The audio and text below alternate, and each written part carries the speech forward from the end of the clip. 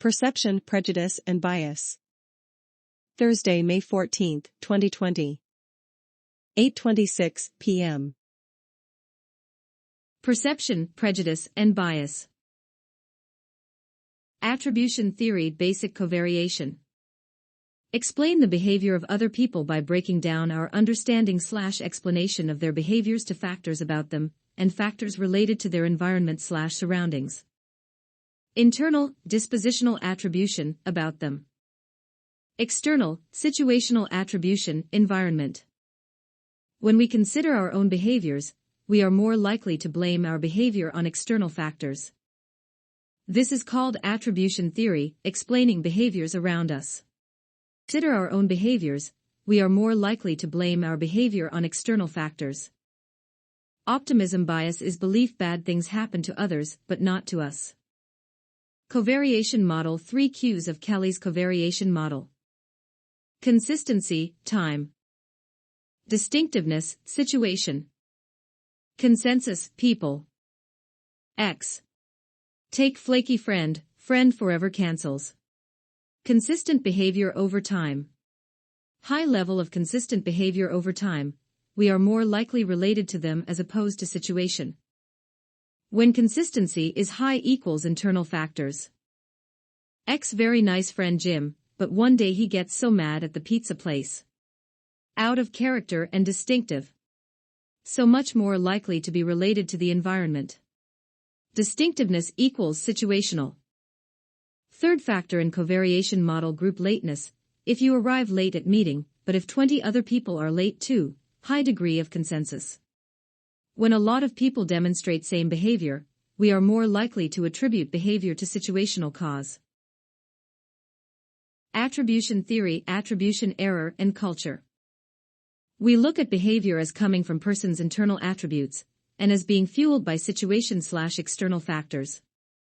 If in middle, we are a neutral judge and see a combination as both. But often when we look at behavior of others, we're more likely to attribute their behavior to internal factors instead of considering complex external factors. We term this the fundamental attribution error. Problematic when looking at complex patients, we under-recognize the situational and social problems, and healthcare barriers they can have, blaming them for their own problems. Actor-observer bias, we are victims of circumstance, but others are willful actors. Actor. Observer. There's also a cultural component.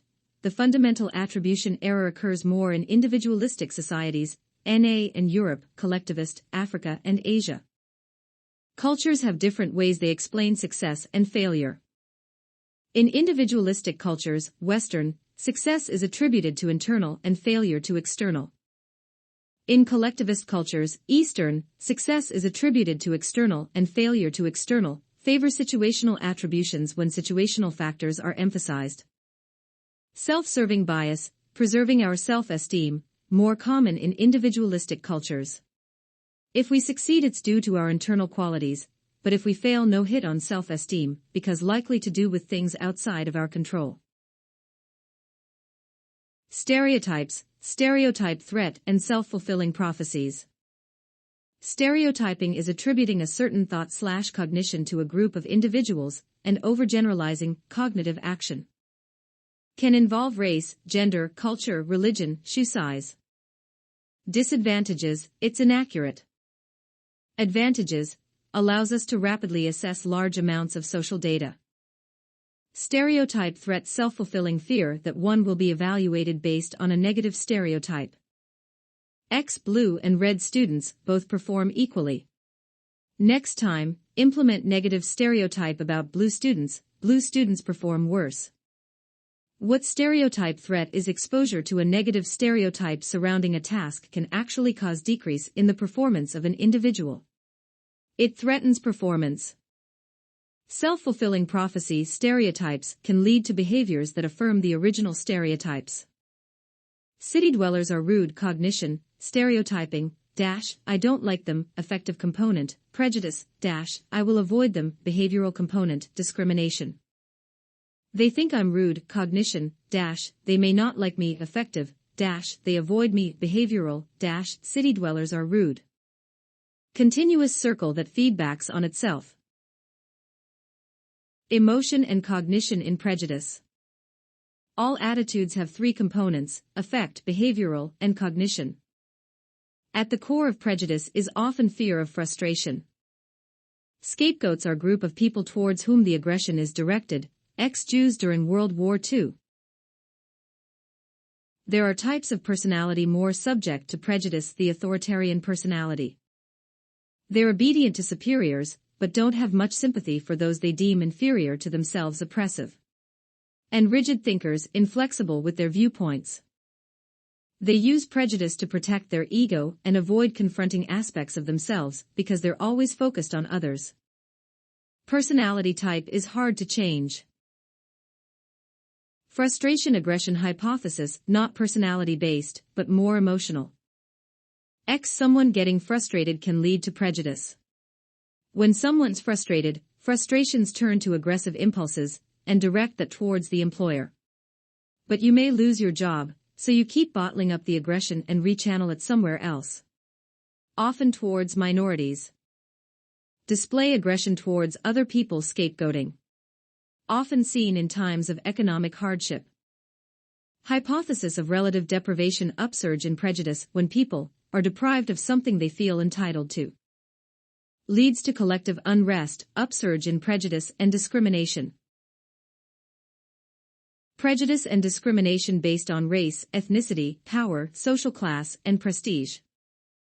Prejudice and discrimination usually talked about in relation to racial and ethnic groups. Physical characteristics with social significance: some have more meanings than others. Skin color but not eye color. Attached meaning to skin color. Ethnicity: Puerto Rican, Irish, Japanese. Also include groups like Jews, defined more by cultural practices than country of origin. Can also be based on power, social class, or prestige. Power: political power, economic, unfair hiring policies to minorities, personal, laws can limit where someone lives / etc. Social class: status is relative, often sets stage for prejudice. People on top maintain differences between themselves and lower class. The just world phenomenon contributes to prejudice. Prestige: often based on occupation. Stigma: social and self. Extreme disapproval / discrediting of individual by society. Two forms: social stigma and self-stigma. Social stigma can be fueled or associated with several other key concepts: stereotypes, prejudices, discrimination. Relationship between stigma and these is unclear. Stigma against mental health is big problem. Stereotype is mentally ill or violent. Cognition: I become scared of mentally ill. Affect, prejudice, so may not want to live with them or hire them. Behavior, discrimination. Self-stigma is individual can internalize all the negative stereotypes, prejudices, and discriminatory experiences they've had, and may feel rejected by society. Someone who has HIV/AIDS and feels the stigma may go into denial that they have the condition, experiences hits from self-esteem, and suffer from depression, and display behaviors that isolate themselves from society. Social circles. First equals self. Second equals family. Third equals society. Fourth equals media. Bidirectional relationships between all these groups. Media is major source of stigma because can depict conditions as being dangerous, etc. Social media is also huge component. Society interactions between self and society like education / employment / health care and stigmatizing views can affect individual to get a job, healthcare, etc. Use of legislation and anti-discrimination laws. Family can be shunned by society or shun individual themselves. Isolate the individual and keep as secret within family. May be detrimental to personal / intimate relationships, and interventions like education / therapy are important. Self can lead to avoidance, denial of condition, suffering of mental health conditions, and no longer participating in society. Useful interventions include educating, access to support groups / resources. Social perception primacy and recency bias. First impressions are 1. Long, lasts a long time.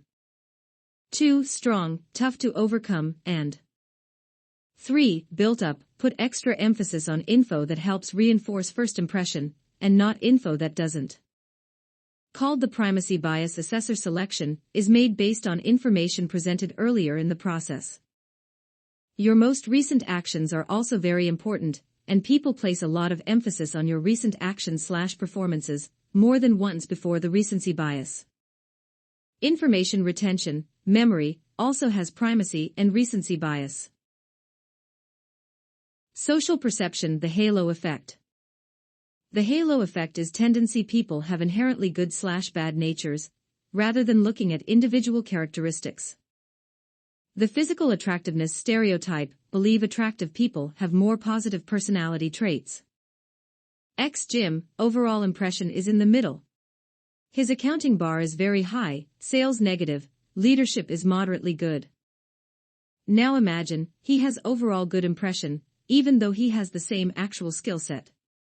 We would perceive that the person is much better at other skills not demonstrated. We may perceive he's actually pretty good at sales, regardless of evidence. Same with leadership and accounting. Almost as if he has a halo on his head, the halo effect. Often happens with celebrities and greater attractiveness. Now imagine someone who we think is overall very poor. Even if baseline skills are same, we perceive them to all be lower. The reverse halo effect can carry over into how we see other attributes about the person. Social perception, the just world hypothesis. You got what you deserve. The just world hypothesis, noble actions performed by an individual, while evil acts are always punished, suggests there is some kind of special force, cosmic justice at play. Reason people think in this way because it helps individuals rationalize their good or misfortune. If I go to school, I will be rewarded in life. However, world doesn't always work this way, and using this hypothesis, we may blame people in poverty for being poor. When the just world hypothesis is threatened, we can use these rational techniques. 1. Accept reality. 2. Prevent or correct injustice with petition or changes to legal system. Irrational techniques can also be used. 1. Denial of the situation. 2. Reinterpreting the events, the outcome, the cause, and the character of the victim. How do we explain the behavior of other people? Attribution theory, explaining other people's behavior based on internal versus external causes. JWH overemphasizes the internal factors rather than external, fundamental attribution error. Ethnocentrism and cultural relativism, in-group and out-group. Judging someone else's culture from the position of your own culture, ethnocentrism. Viewing our own culture to be superior to that of others can lead to cultural bias and prejudice. Or you can judge and understand their culture from within their culture, cultural relativism. No absolute right or wrong, but we have different cultures who are themselves valid. Can falter if someone uses it to conduct activities that violate rights of humans, no matter what culture they're from. People within groups share psychological connection between peers, related to culture/spirituality. In group, the one we are connected with. Stronger interactions than with those in the out-group, and more influential as well. Out-group we're not associated with. Group favoritism, we favor people in our own group, but those in out-group are neutral, we don't give them favors we do to our in-group.